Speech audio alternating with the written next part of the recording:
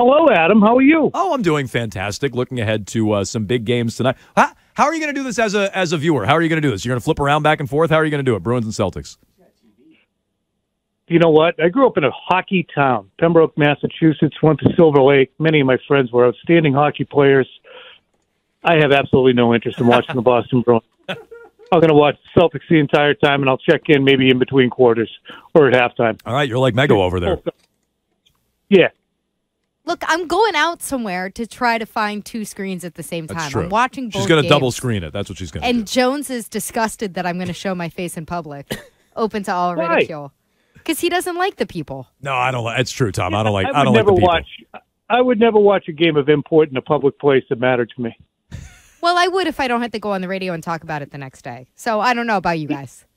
Yeah, I don't know. All right, we'll talk about this off. Okay, we will. Can we get to the football? Yeah. I want to jump right to Will Levis. What do you make of this visit that he paid to the Patriots? Just on its face, is this something that they seem to be seriously entertaining, him or another quarterback so early in the draft? I would say I'd take it even back further, Mego. On its face, look, we got to do our due diligence on every single guy who might be sitting there when the 14th pick comes up. So if Will Levis is there, or Joey Porter Jr. is there, or Anthony Richardson is there, doesn't matter. We need to have intel, because if they are sitting there and we're looking at Matt Groh and saying, hey, Matt, what do you think? And he says, oh, wow, I wish we had him in. You better have had him in. So to me, on its face, it's doing your due diligence. But the greater point is you don't browse first-round quarterbacks if you feel as if you've got the long-term answer.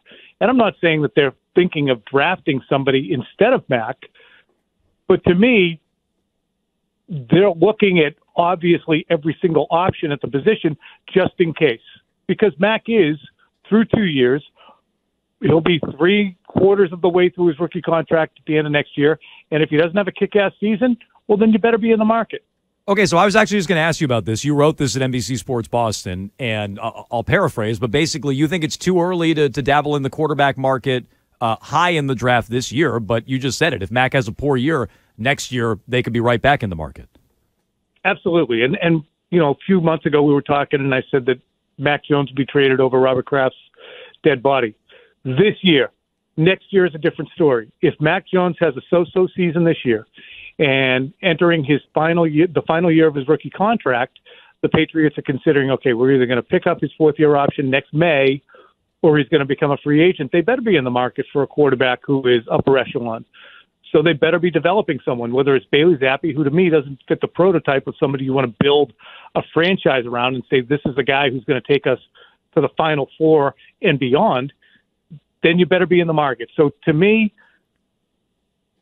not this year would I think you want to dabble in that in the first round, certainly when you have needs at corner, offensive tackle, wide receiver, and sneaky needs at tight end and defensive end.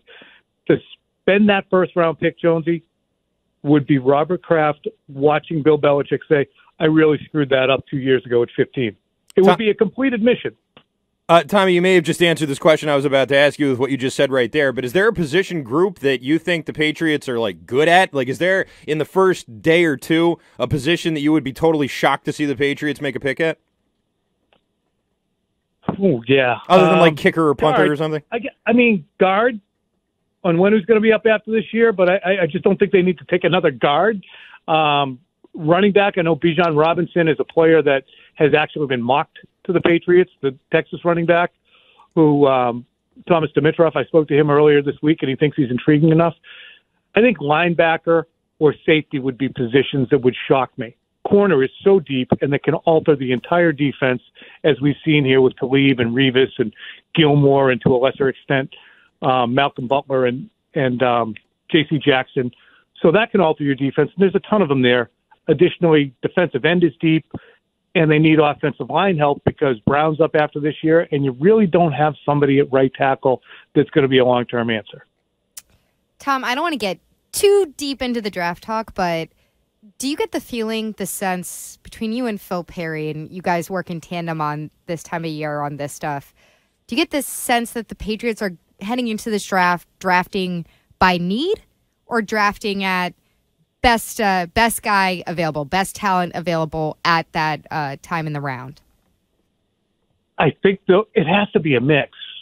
It really does. You can't say, we're going to take they have so many sneaky needs, Mego, that whoever is the number one rated player on their board when they come up, they can use.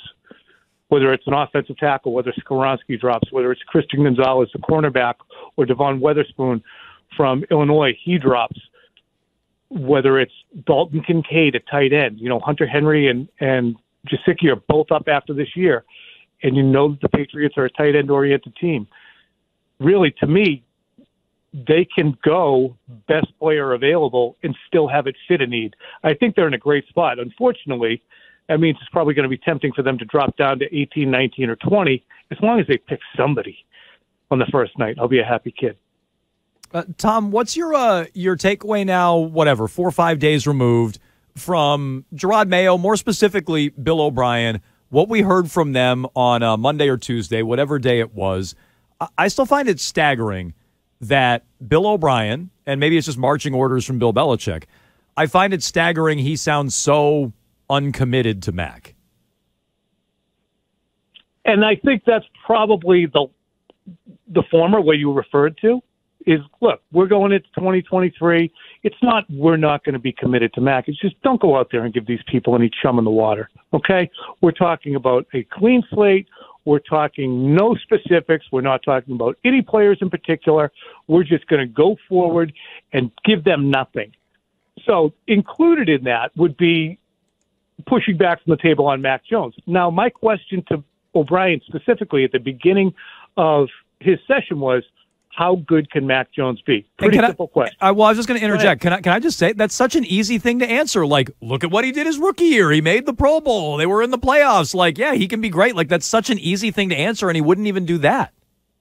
Well, it is an easy thing to answer unless the Patriots are not looking back. Correct. So how do you have to look back in that instance that you're using? Well, it's going back to 2021. Well, what happened last year? Well, the guys who were for me, they clearly didn't know what they were doing. So I understand what you're saying, and I came around on it because I was a little bit embarrassed for you, Felger, and Holly on Boston Sports to be flailing your arms. But he didn't say his name. He didn't say his name. But we were right. There was an element after I got over the absolute jaw-dropping seventh gradeness of it. That I said, all right. It was more like fifth grade. That's our side of the street. Fifth grade. Here's the point here's the point that I eventually conceded once a sensible person like Phil talked to me.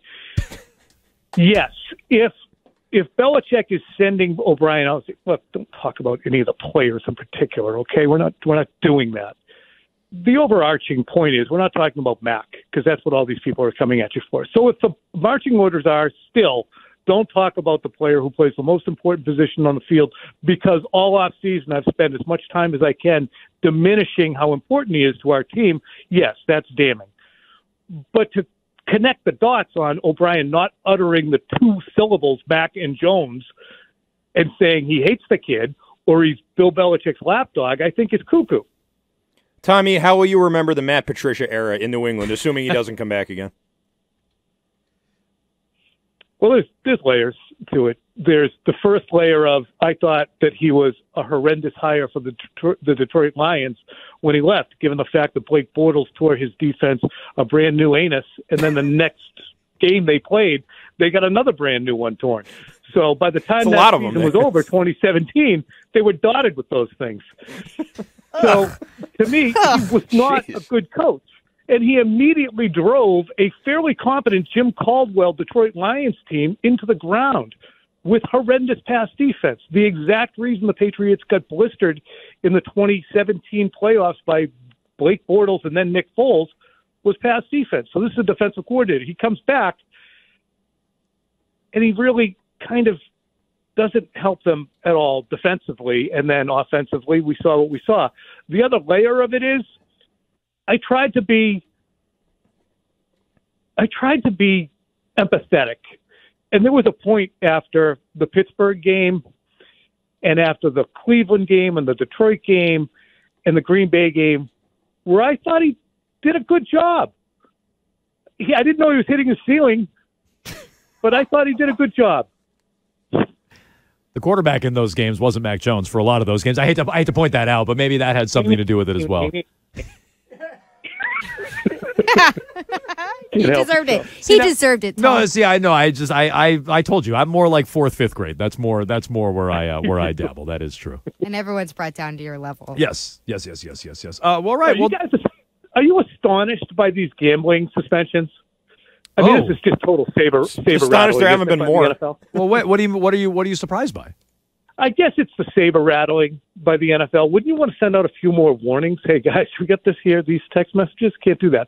But they just absolutely went nuclear on a couple of players. Certainly, I get it.